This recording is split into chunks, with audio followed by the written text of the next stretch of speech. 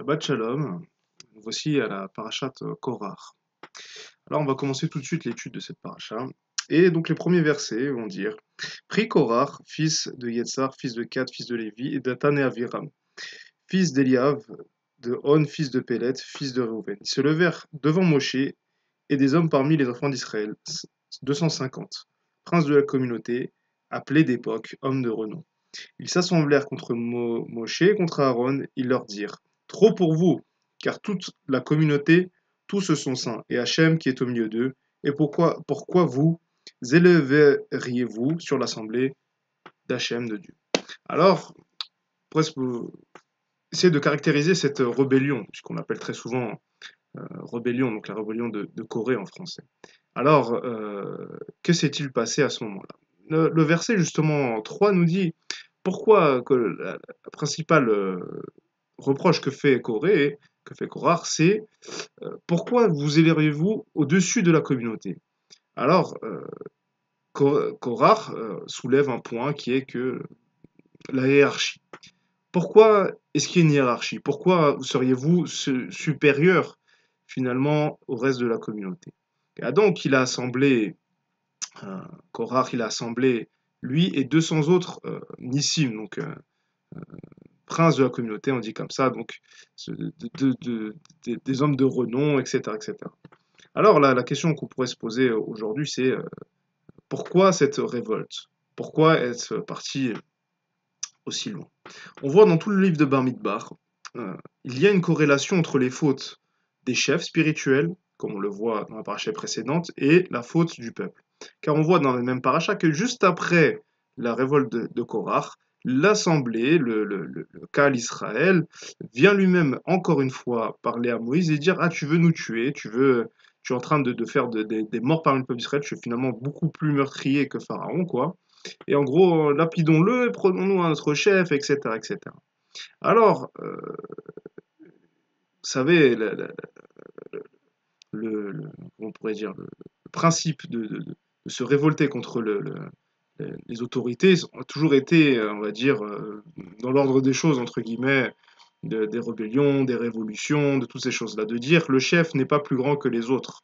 Il est comme un homme, comme vous et moi, et donc pourquoi devrions-nous l'écouter? En quoi est-il plus euh, légitime finalement à donner la loi, etc., etc. Et c'est là où la Torah vient nous dire non. Moïse était le plus grand des prophètes, était véritablement celui qui parlait à Dieu face à face, comme le dit la Torah elle-même, qu'il n'avait pas, comme les autres prophètes, d'énigmes, de rêves ou de signes, etc., etc. Lui, c'était tellement clair qu'il pouvait y voir clairement le message de Dieu. C'est pour ça que c'est lui qui a donné la Torah. C'est-à-dire que les autres prophètes, quand on voit par exemple le prophète Ireskel, quand on voit d'autres prophètes, Ishayahu, etc., etc., Isaïe, on ne voit pas des règles de précision comme Moïse l'a fait. Il amène des commandements, c'est-à-dire que il arrive à dire ça c'est permis, ça c'est interdit, vous êtes interdit, telle chose et telle chose, le Shabbat on doit faire ceci et cela, au point qu'il y a des règles tellement tellement sa vision était précise de Dieu, son message était précis de Dieu qu'il ne reste pas dans le flou tellement il était très très très haut.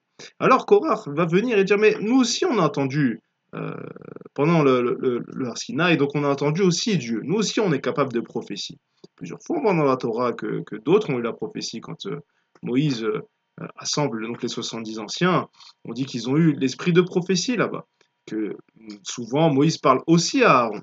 D'accord, même dans cette paracha-là, même on voit qu'à un moment, Hachem parle juste à Aaron. Donc, comment c'est possible, etc., etc. Donc, la Torah va nous dire, Moïse c'est le plus grand des prophètes et c'est à lui donc que revient la légitimité de déterminer l'honneur, on va dire comme cela, de, de- de- de- d'établir les lois, les règles, etc., etc. Et que Korach, lui, n'était pas content de ce point-là.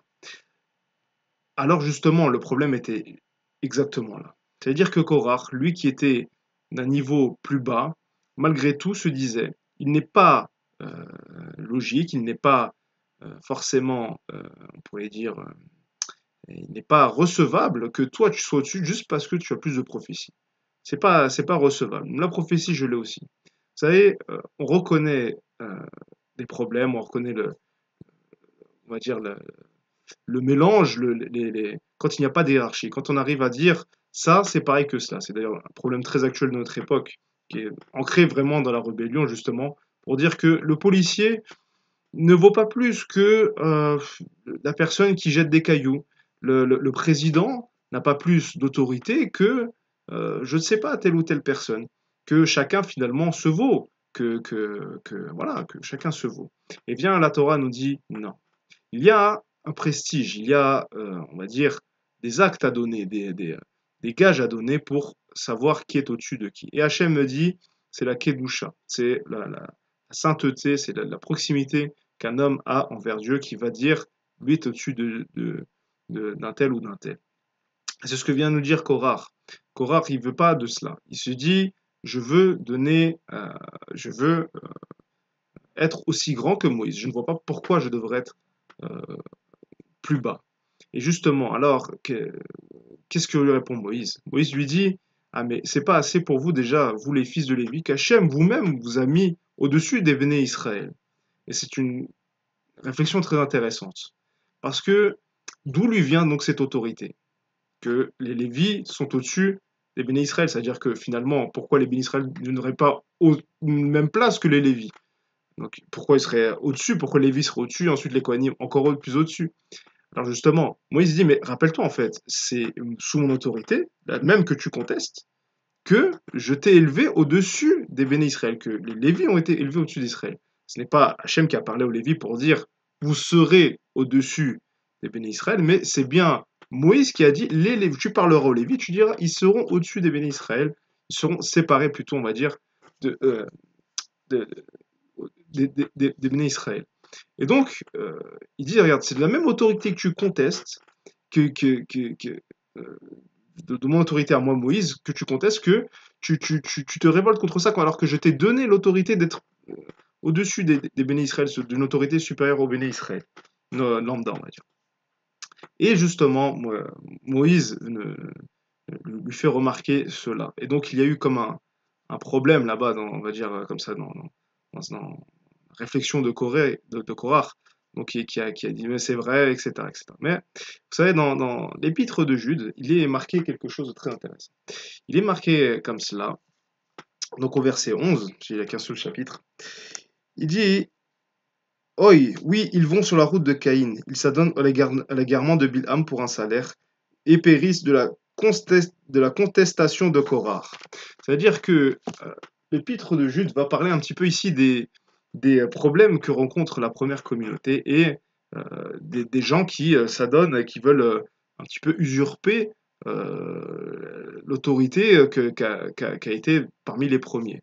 D'ailleurs, c'est très intéressant, puisque je ne sais pas si vous le savez, mais dans la Péchita, donc ils sont dans le testament des premiers disciples de Yeshua, il est dit comme ça, enfin, il est plutôt marqué, il est classé plutôt, on va dire, un classement différent du Nouveau Testament en grec. C'est-à-dire que, alors, Matthieu, au début c'est pareil, donc c'est Matthieu, Marc, Luc, Jean et les Actes. D'accord, jusqu'à là, il n'y a aucune différence entre les deux. Mais ensuite, après les Actes, vient tout de suite l'épître de Yaakov. Ensuite, l'épître de Pierre, la première, la deuxième de Pierre, puis les première, deuxième, troisième de Yohanan et Jude. Et ensuite vient seulement les épîtres de Paul, pour bien comprendre qu'il y a une hiérarchie, qu'il y a une autorité supérieure à d'autres, qu'on ne peut pas tout mélanger.